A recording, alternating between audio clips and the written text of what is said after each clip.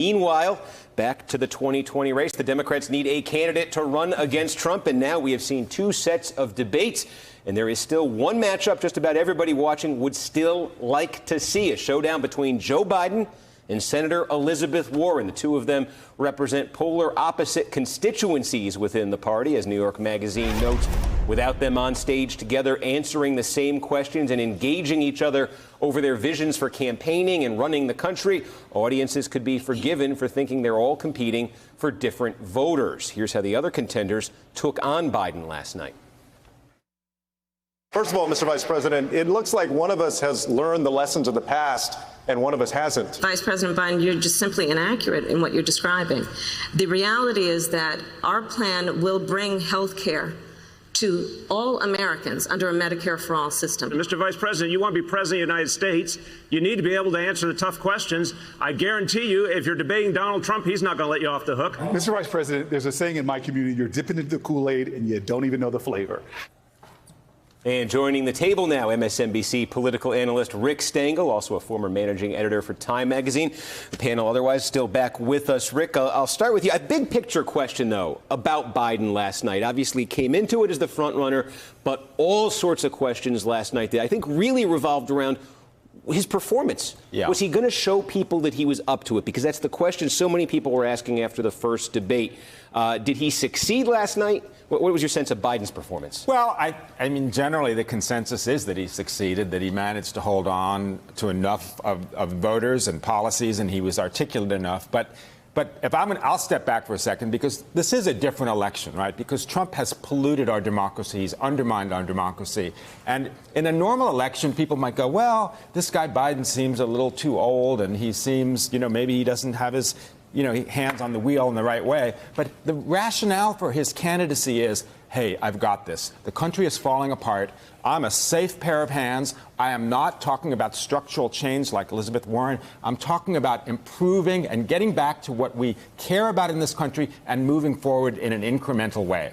I'm going to ask our producers here, because I didn't do my homework and read the sheet. Do we have the clip of Biden talking to the press about an hour ago? Oh, you're going to work on this. I'm going to come back to that when they tee it up, because what Rick was saying was a point that I think Biden was just making in talking to the press about an hour ago. Essentially, what he was saying to Democrats was, let's not overthink this. Yes, Donald Trump is president. Yes, Democrats need to find a way to beat him. But Hillary Clinton won the popular vote by upward of 3 million votes. And the combined margin in the three states that made Trump president, Michigan, Pennsylvania, and Wisconsin, was about 75,000 votes. And in fact, I'm paraphrasing. Here's the exact quote. Take a listen. If I get the nomination, I will win Michigan. I promise you that. I will win Pennsylvania. I will win Ohio. I will win these states that he got 72 extra thousand votes on to give himself an election. Look, folks, it's not that there was this great migration to him. It didn't occur. We're talking about 72,500 votes in three states that changed. Otherwise, Hillary Clinton would be president with a margin of over 3 million votes. Donna Edwards, you've got Bernie Sanders calling for a revolution. You've got Elizabeth Warren with this very comprehensive platform. Is that message that Biden's articulating there extra powerful to Democrats, though? Just the idea of, hey, this is pretty simple and I can do it. Well, look, I think Democrats want to win, and that's really clear in all of this, and Biden does represent that kind of safe choice.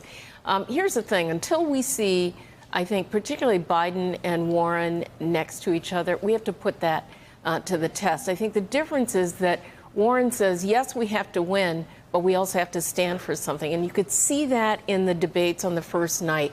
You know where her gut is. You know what her instincts are. You know what her values are. And you know what her rationale for winning is.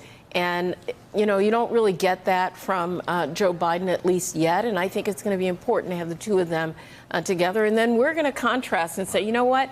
We want vision and we want to win. Well, so that's the question. We play the attacks the candidates on stage with Biden last night were making against him.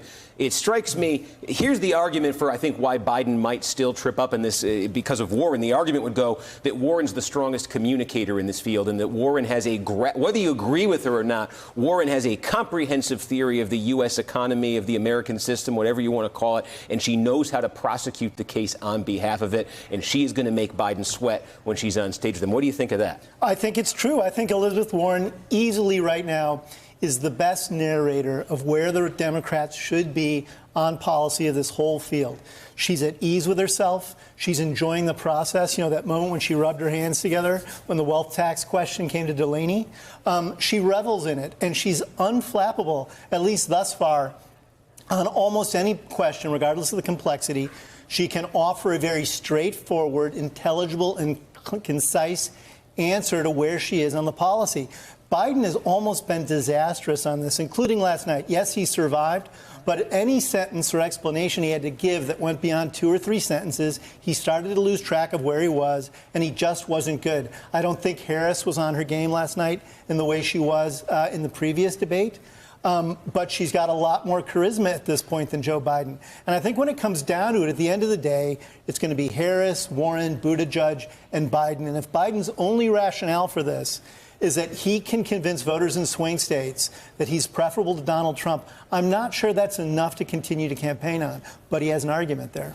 So what he said mathematically is actually true, because Michigan, Wisconsin, and Pennsylvania just got Democratic governors. And the reason that Hillary Clinton lost those states is because they had Republican governors who were suppressing the vote and purging people. So at a practical level, almost any Democrat goes into 2020 with a 3 million vote lead, and the 3 critical swing states are now in the hands of people who will not oppress. Hey there, I'm Chris Hayes from MSNBC. Thanks for watching MSNBC on YouTube. If you want to keep up to date with the videos we're putting out, you can click subscribe just below me, or click over on this list to see lots of other great videos.